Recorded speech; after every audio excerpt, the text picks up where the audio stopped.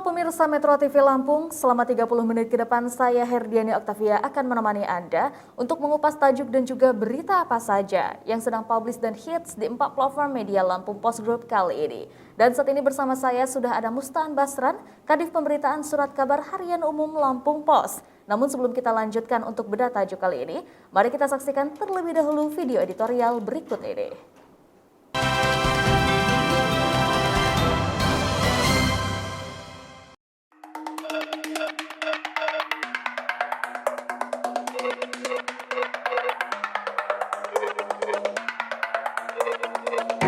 Sekak para pengemplang pajak. Komisi Pemberantasan Korupsi kembali menjerat praktik suap di Direktorat Jenderal Pajak Kementerian Keuangan. Nilainya tidak tanggung-tanggung, diduga mencapai 1,7 triliun rupiah. Rasuah perpajakan tidak lepas dari kong kali kong antara petugas, konsultan, dan pihak swasta yang memang malas membayar pajak. Berahi perusahaan untuk mengurangi besarnya tunggakan pajak yang menggunung itu dilayani oknum konsultan dengan membantunya menyuap segelintir pejabat pajak yang culas. Tiap-tiap orang diduga menerima hingga puluhan miliar rupiah. Gelagat kian kuat dengan menyebarnya surat pemberitahuan dimulainya penyidikan KPK yang ditujukan kepada Menteri Keuangan Sri Mulyani. SPDP itu memberitahukan bahwa pada Kamis 4 Februari 2021, KPK telah menyidik dugaan tindak pidana korupsi yang melibatkan 2 nama dari jajaran Direksi Ditjen Pajak, yakni Direktur Pemeriksaan dan Penagihan, Angin Prayetno Aji, dan Subdirektorat Kerjasama dan Dukungan Pemeriksaan, Dadan Ramdhani. Mereka disebut menerima gratifikasi dari konsultan pajak 3 perusahaan besar, yaitu Bank Panin, PT John Lynn Baratama, dan perusahaan asal Lampung, PT Gunung Madu Plantation. Sayangnya, informasi masih dibuka setengah-setengah. Sampai detik ini KPK belum juga lanjut bersuara mengabarkan kepada masyarakat secara lebih jelas dan terbuka.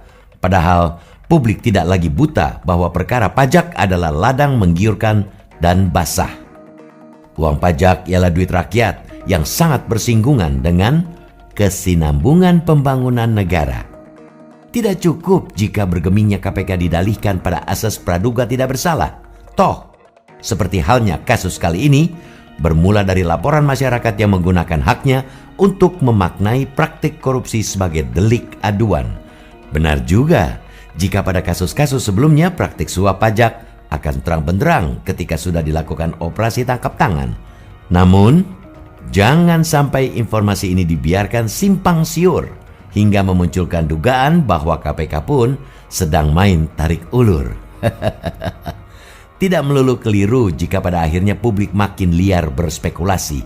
Toh perusahaan-perusahaan yang disebut terlibat juga bukan milik sembarang orang. 1-2 nama pemiliknya sering terdengar sebagai orang-orang dekat kandidat dalam kancah pertarungan politik nasional. Selebihnya, masyarakat masih sangat percaya pada keberanian dan integritas KPK. Sudah barang tentu, hanya kepada KPK lah publik masih bisa berharap perkara-perkara rasuah segera musnah.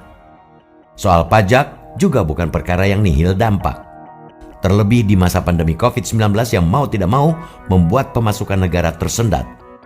Penerimaan pajak tahun 2020 diperkirakan meleset dari target APBN hingga sebanyak 15%. Kementerian Keuangan mencatat penerimaan pajak hanya mencapai 1.000 triliun rupiah lebih sedikit alias cuma 85,65% dari target keseluruhan.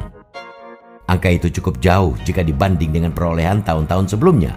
Oleh para pengemplang pajak, negara sudah dirugikan, peringatan pemerintah diabaikan, integritas Kementerian Keuangan diusik, dan yang paling parah, rakyat dikhianati.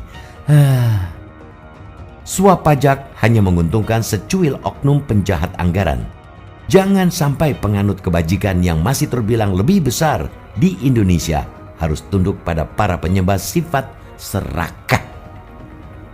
Tidak perlu lagi diragukan pemerintah, kementerian, dan rakyat akan selalu bersama KPK.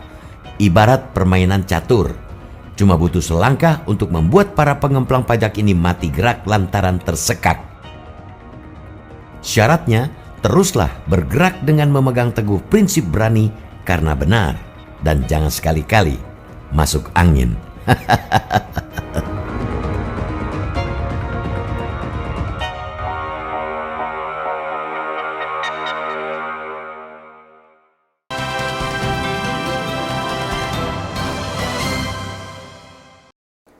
Oke Bang Aan, apa yang menjadi sorotan dalam tajuk Lampung Pos kali ini?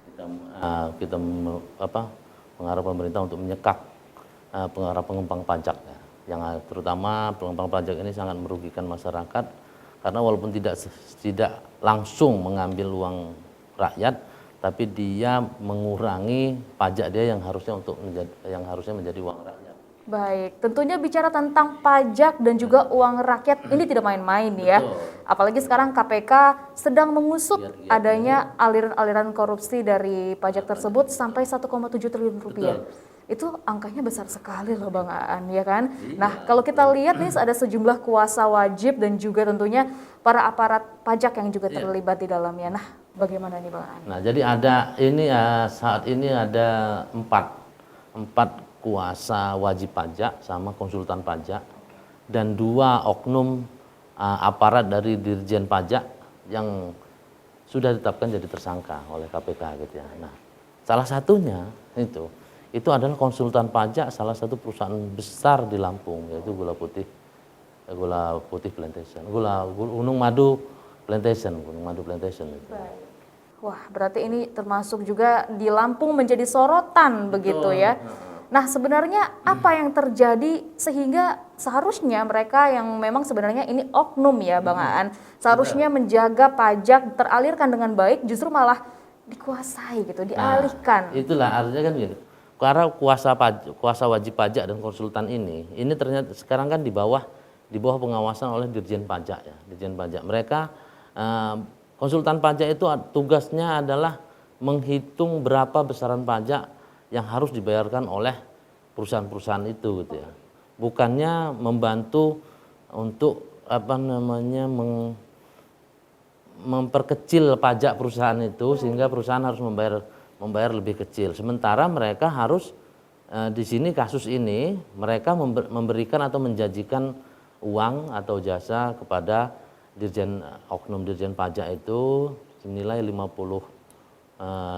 miliar itu untuk mengecilkan besaran angka pajak itu. Itulah yang makanya akhirnya menjadi korupsi suap pajak. Suap itu termasuk salah satu item korupsi. Ya, betul sekali. Apalagi itu kan sebenarnya kita harapkan bisa menjadi hak bagi rakyat. Betul. Justru malah diperkecil lagi nilainya. 50 miliar itu ya.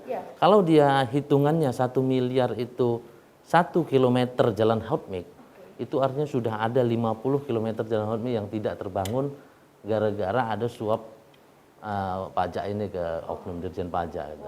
Artinya kan sayang benar. Ini yang ketahuan sekarang. Bagaimana yang tahun lalu? Itu kan kita bisa memang sudah jutaan kilometer yang harusnya dibangun tidak jadi dibangun gara-gara ada suap ini. Baik. Nah, ini tentunya ada sebuah pengganjal di situ ya, ada sebuah ganjalan. Betul. Dan juga tentunya ada beberapa orang yang menjadi pelaku mulusnya alur ini. Betul. Nanti kita akan bahas lagi lebih lanjut Bang Aan. Baik pemirsa Metro TV Lampung, tetaplah bersama kami dalam Bedah Tajuk Lampung Pos.